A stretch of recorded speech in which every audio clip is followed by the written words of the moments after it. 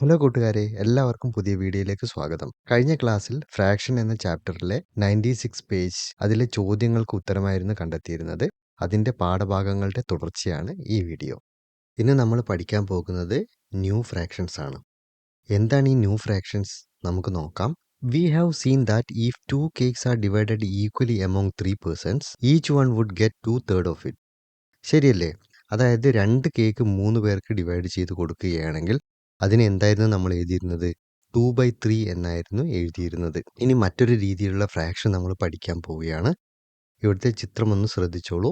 നമ്മളോട് ചോദിക്കുകയാണ്, how do we divided 3 cakes equally between 2 children's? നമുക്ക് 3 കേക്ക് നമ്മുടെ കയ്യിലുണ്ടെങ്കിൽ അതെങ്ങനെയാണ് 2 കുട്ടികൾക്ക് ഈക്വലായിട്ട് ഡിവൈഡ് ചെയ്യുന്നത് എന്നാണ് ചോദിച്ചിരിക്കുന്നത്. എങ്ങനെയായിരിക്കും ഡിവൈഡ് ചെയ്യുക? 3/2. 3 കേക്കുകൾ എന്ത് ചെയ്യണം? 2 കുട്ടികൾക്ക് കൊടുക്കണം. അതാണ് നമ്മൾ പഠിച്ചത്. പക്ഷേ ഈ ഒരു ഫ്രാക്ഷനെ നമുക്ക് മറ്റൊരു രീതിയിൽ കൂടെ എഴുതാൻ കഴിയും. ഏത് രീതിയിലാണ് എഴുതുന്നത് എന്നാണ് നമ്മളിപ്പോൾ പഠിക്കാൻ പോകുന്നത്. ഇവിടെ ചിത്രം ശ്രദ്ധിച്ചോളൂ. 3 കേക്കുകളാണുള്ളത്, 2 കുട്ടികളാണുള്ളത്. അവർക്ക് എങ്ങനെയാണ് അത് വീതം വെക്കുന്നതെന്ന് നമുക്ക് നോക്കാം. ആദ്യം എന്ത് ചെയ്തു? ഫസ്റ്റ് കേക്ക് എന്ത് ചെയ്തു? ഒരു കുട്ടിക്ക് കൊടുത്തു. രണ്ടാമത്തെ കേക്ക് രണ്ടാമത്തെ കുട്ടിക്ക് കൊടുത്തു. പിന്നീട് വരുന്നത് എന്താണ്? ഒരു കേക്കാണ് വരുന്നത് അല്ലേ? അതെന്ത് ചെയ്തു? അത് ഈക്വലായിട്ട് ഡിവൈഡ് ചെയ്തതിന് ശേഷം എന്ത് ചെയ്യണം? ഓരോ പകുതിയും ഓരോരുത്തർക്ക് വീതിച്ച് കൊടുക്കണം. അങ്ങനെയാകുമ്പോൾ എങ്ങനെയായിരിക്കും നമുക്ക് കേക്ക് കൊടുക്കാൻ കഴിയുക? ഇതുപോലെ ആയിരിക്കും അല്ലേ? ഒരു കേക്ക്, ഫുൾ കേക്ക് ഉണ്ടാവും. പിന്നെ അതിൻ്റെ എന്താണ്? ഒരു പകുതി കേക്ക് ഉണ്ടാവും. ഫുൾ കേക്കിനെ നമുക്ക് എന്ത് എഴുതാം? 1 എന്ന് എഴുതാം. ഒരു കേക്ക് 2 ഭാഗങ്ങളാക്കി മാറ്റിയതിന് ശേഷം അതിലൊരു ഭാഗമാണ്. അപ്പോൾ അതിനെ എന്ത് എഴുതാം? 1/2 എന്ന് എഴുതാം. അപ്പോൾ നമ്മൾ ആദ്യം എഴുതിയിരുന്നത് എന്തായിരുന്നു? 3 കേക്ക് 2 പേർക്ക് വഹിച്ചപ്പോൾ നമ്മൾ എഴുതിയിരുന്നത് എന്താണ്? 3/2 എന്നായിരുന്നു. ഇപ്പോൾ കിട്ടിയിരിക്കുന്ന ആൻസർ എന്താണ്? 1 ആൻഡ് 1/2 എന്നാണ്. അതായത് 1 ആൻഡ് ഹാഫ് എന്നാണ് പറയുന്നത്. ഇനി വീണ്ടും നമുക്ക് മറ്റൊരു എക്സാമ്പിൾ കൂടെ ഇവിടെ തരികയാണ്. If a 3 meter long ribbon is cut into 2 equal pieces, what would be the length of each pieces? അതായത് 3 മീറ്റർ നീളമുള്ള ഒരു റിബൺ 2 പേർക്ക് കൊടുക്കാൻ വേണ്ടിയിട്ടാണ് ഈക്വലി ഡിവൈഡ് ചെയ്ത് കൊടുക്കുകയാണ്. അങ്ങനെയായിരിക്കുന്നെങ്കിൽ ഓരോന്നിൻ്റെയും ലെങ്ത് എന്തായിരിക്കും എന്നാണ് ചോദിച്ചിരിക്കുന്നത്. ഇവിടെ പിക്ചർ കൊടുത്ത് അത് വിശദീകരിക്കുന്നുണ്ട്. 3 മീറ്റർ നീളമുള്ള ഒരു റിബൺ ആണ്. അതെന്ത് ചെയ്യാം? അത് നമുക്ക് ഓരോരോ മീറ്ററായിട്ട് ഡിവൈഡ് ചെയ്യാം അല്ലേ? ഇത് 1 മീറ്ററാണ്. ഒന്നാമത്തെ പീസാണ് 1 മീറ്റർ. രണ്ടാമത്തെ പീസ് എന്താണ്? വീണ്ടും 1 മീറ്ററാണ്. അങ്ങനെ 3 പീസുകളായിട്ട് നമുക്ക് എന്ത് ചെയ്യാം? 3 മീറ്ററിനെ കട്ട് ചെയ്യാം. പിന്നീട് എന്താണ് ചെയ്യുന്നത്? നമ്മൾ 1 മീറ്റർ അങ്ങനെ തന്നെ വയ്ക്കുകയാണ്. പിന്നീട് വരുന്ന 1 മീറ്ററിനെ എന്ത് ചെയ്യാണ്? പകുതി മീറ്ററായിട്ട് കട്ട് ചെയ്യാണ്. പകുതിയായിട്ട് കട്ട് ചെയ്യുമ്പോൾ അതെന്താണ്? ഹാഫായിട്ട് മാറും അല്ലേ? ഹാഫായിട്ട് മാറി. പിന്നീട് ഇവിടെ എന്താണുള്ളത്? ഒരു ഫുള്ളായിട്ടുള്ള ഒരു റിബൺ ഉണ്ട്. ഇവിടെയും ഒരു ഫുള്ളായിട്ടുള്ള റിബൺ ഉണ്ട്. അപ്പോൾ നമുക്ക് എത്രയാണ് കൊടുക്കാൻ കഴിയുക? 1, 1/2. ഒരു 1 മീറ്ററിൻ്റെ ഒരു റിബണും കൊടുക്കാം. പിന്നീട് ഒരു ഹാഫ് മീറ്ററിൻ്റെ റിബണും കൊടുക്കാം. അങ്ങനെ എത്രയാണ് കൊടുക്കുന്നത്? 1, 1/2 ആണ്. ഈ പ്രോബ്ലം ചെയ്ത് തുടങ്ങുമ്പോൾ നമ്മൾ ആദ്യമായിട്ട് എഴുതിയത് എന്തായിരുന്നെന്ന് ഓർമ്മയുണ്ടോ?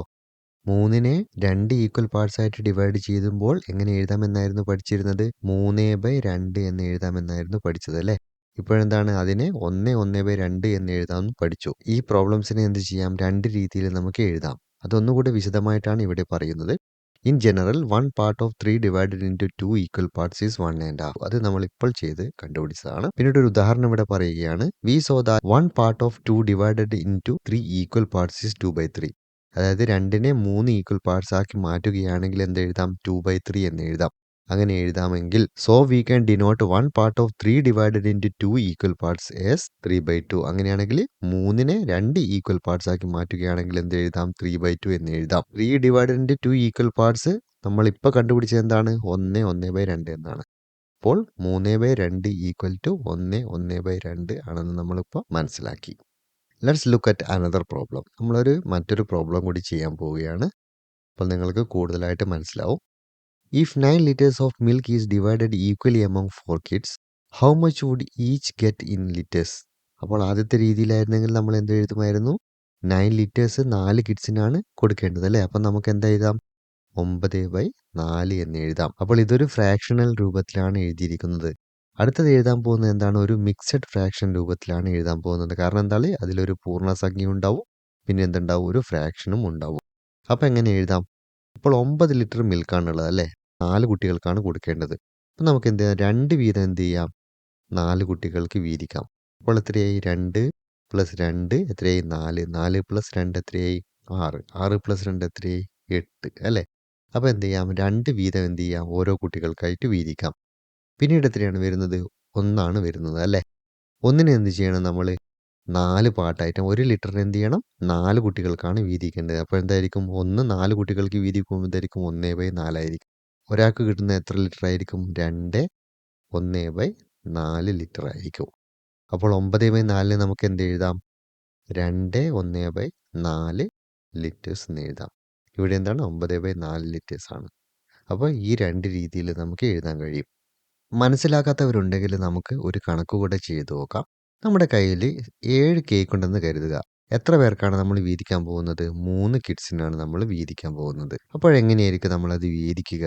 നമ്മുടെ കയ്യിൽ 7 കേക്കാണുള്ളത് അല്ലേ? നമുക്കിവിടെ വരയ്ക്കാം. 1 2 3 4 5 6 7. എത്ര ആൾക്കാണ് വീതിക്കാൻ പോകുന്നത്? 3 കുട്ടികൾക്കാണ് നമ്മൾ വീതിക്കാൻ പോകുന്നത്. ഓക്കെ. അപ്പോൾ എന്ത് ചെയ്യാം? ഇത് ഒന്നാമത്തെ കേക്കാണ്. എന്ത് ചെയ്യാണ്? ആദ്യത്തെ കുട്ടിക്ക് കൊടുക്കുകയാണ്. പിന്നീട് എന്താണ്? ഒരു കേക്ക് രണ്ടാമത്തെ കുട്ടിക്ക് കൊടുക്കുകയാണ്. മൂന്നാമതൊരു കേക്ക് മൂന്നാമത്തെ കുട്ടിക്ക് കൊടുക്കുകയാണ്. പിന്നീട് എന്ത് ചെയ്യാം? വീണ്ടും കേക്കുകൾ ബാക്കിയുണ്ടല്ലേ? അപ്പോൾ എന്ത് ചെയ്യണം? രണ്ടാമത്തെ ഒരു കേക്ക് കൂടെ എന്ത് ചെയ്യാണ്? ആദ്യത്തെ കുട്ടിക്ക് കൊടുക്കുകയാണ്. അപ്പോൾ ഇവർക്ക് എത്ര കിട്ടി? 2 കേക്ക് കിട്ടി. അതേപോലെ തന്നെ നമ്മൾ എന്ത് ചെയ്യാം? രണ്ടാമത്തെ കുട്ടിക്കും കൊടുക്കുകയാണ്. ഇയാൾക്ക് എന്ത് കിട്ടി? 2 കേക്ക് കിട്ടി. അതേപോലെ തന്നെ മൂന്നാമത്തെ ആൾക്കും കൊടുക്കാം. അപ്പോൾ എത്ര കേക്ക് കിട്ടി? 2 കേക്ക് കിട്ടി. പിന്നീട് ബാക്കി വരുന്നത് എന്താണ്? ഒരു കേക്കാണ് ബാക്കി വരുന്നത്. അത് എത്ര പേർക്ക് വീതിക്കണം? 3 പേർക്ക് നമ്മൾ വീതിക്കണം. അപ്പോഴെന്താണ് ചെയ്യുക നമ്മൾ? ഒരു കേക്കാണുള്ളത്. അതിനെ 3 പേർക്കാണ് കൊടുക്കേണ്ടതെങ്കിൽ എന്ത് ചെയ്യും? ഇങ്ങനെ 3 ഭാഗമായിട്ട് നമ്മൾ കട്ട് ചെയ്യും. കട്ട് ചെയ്തതിന് ശേഷം അതിൽ ഒരു പാർട്ടാണ് ഒരാൾക്ക് കൊടുക്കുന്നത്. അപ്പോൾ ആ കിട്ടുന്ന പാർട്ടിന് നമ്മൾ എന്താണ് പറയുക? 3ൽ എന്താണ്? ഒരു ഭാഗം എന്നാണല്ലേ പറയുന്നത്. അപ്പോൾ നമുക്കിവിടെ എന്ത് എഴുതാം? 2 1/3 എന്ന് എഴുതാം. അതേപോലെ തന്നെയാണ് അടുത്തയാൾക്കും കിട്ടുന്നത് അല്ലേ? 2 1/3 2 1/3. അപ്പോൾ നമുക്ക് എന്ത് ചെയ്തു? ഒരു മിക്സഡ് ഫ്രാക്ഷൻ. ഇതിനെയാണ് മിക്സഡ് ഫ്രാക്ഷൻ എന്ന് പറയുന്നത്. 2 എന്ന് പറയുന്നത് എന്താണ്? ഒരു ഹോൾ നമ്പറാണ്. അതിൻ്റെ കൂടെ എന്താണ്? ഒരു ഫ്രാക്ഷൻ വന്നു. ഇനി ഇതിനെ തന്നെ നമുക്ക് മറ്റൊരു രീതിയിൽ എഴുതാം. എന്നെങ്ങനെയാണ് പഠിച്ചത്? നമ്മുടെ കയ്യിൽ എത്രയാണുള്ളത്? 7 കേക്കാണുള്ളത്. അത് കൊടുക്കുന്നത് 3 കുട്ടികൾക്കാണ്. അപ്പോൾ എങ്ങനെയാണ് ഡിവൈഡ് ചെയ്യുന്നത്? 7/3. അപ്പോൾ നമുക്കിവിടെ എന്ത് എഴുതാം? 7/3. അപ്പോൾ ഈ 2 രീതിയിൽ എന്ത് ചെയ്യാം? നമുക്ക് എഴുതുവാൻ കഴിയും. ഇപ്പോൾ പഠിച്ചിരിക്കുന്ന പാഠഭാഗത്തെ ഉൾപ്പെടുത്തിക്കൊണ്ട് 3 ചോദ്യങ്ങളാണ് ഇവിടെ തന്നിരിക്കുന്നത്. ആ ചോദ്യങ്ങൾക്ക് ഉത്തരം നിങ്ങൾ സ്വന്തമായിട്ട് എഴുതി നോക്കുക. ഈ പ്രോബ്ലം എങ്ങനെയാണ് സോൾവ് ചെയ്യുന്നത് എന്ന് നമുക്ക് അടുത്ത വീഡിയോയിൽ കാണാം.